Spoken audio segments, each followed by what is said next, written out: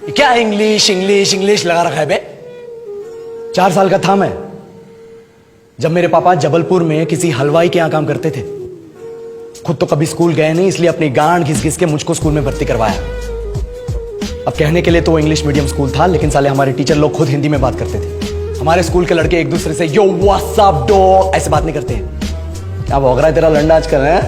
ऐसे गले मिलते हैं। किसी तरह रट्टा मार मार के 10th तक पहुंचे तो पता चला कि जिंदगी में सफल होने के लिए एक ही तरीका है और वो है engineering.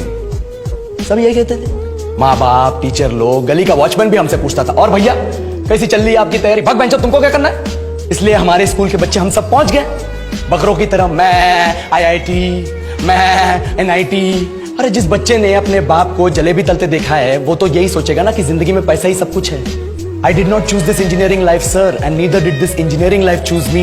It was shoved down my throat by my teachers while my hands were tied to my back by my friends and my parents watched in silence. और इंग्लिश सुनेगा तो मादरचोद तो सुन।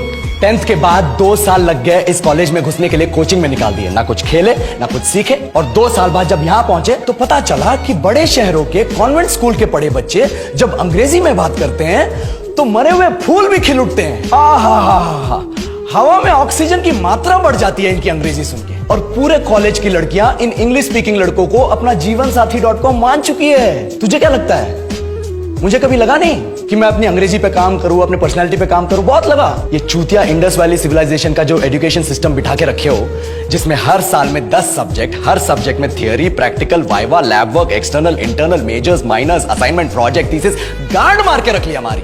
महीनों तक नहाना भूल जाते हम लोग और फिर हमारा परसेप्शन बना देते हो कि हम ऐसे ही रहना चाहते हैं। अब इस साल में एक बार कल्चरल फेस्टिवल आता है, एक बार, उसके लिए भी प्रोफेसर से भीख मांगनी पड़ती है। अरे बिना इंग्लिश बोले, बिना लड़कियों से बात किए कौन गांडू रहना चाहता है वैसे?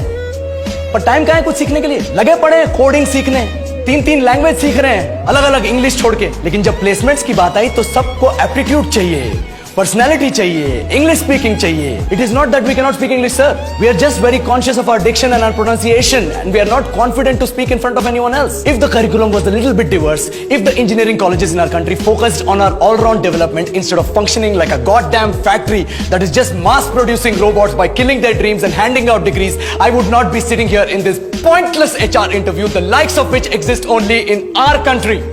ये लो सर, बोल दिया मैंने 4 और लाइन अंग्रेजी में। अब बताइए,